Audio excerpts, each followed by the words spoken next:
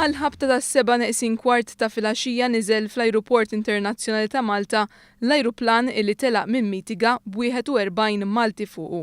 Aktar tard mill-ajruport tal-Ibraq qrib Benghazi qabdu triqthom lejn pajjiżna 14 il-Malti ieħor. Dawn waslu wara d-9:09 ta' filgħaxija. Il-55 persuna li wiġbu għas-sejħa tal-awtoritajiet Maltin ġew lura Malta fuq titjiriet tal-Medavja, organizzati u mħallsin mill-Gvern. Il-Gvern ħabbar din l-opportunità t-tlieta filgħaxija u mill-ewwel bdew isiru l-arranġamenti meħtieġa minnu fih bdiet il-ħidma tal-Crisis Center sabiex isir kuntatt mal-madwar 100 Malti u Maltija li kienu għadhom il-Libja kien ikkuntattjat kulħadd.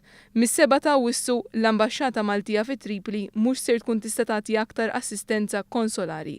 Għaldastant il-Maltin li għadhom il-Libja u li ser ikollhom bżonn assistenza konsolari jew għajnuna biex jivvjaġġaw ser ikunu jistgħu jagħmlu użu mill-Crisis Center fil-Ministeru għall-Affarijiet Barranin.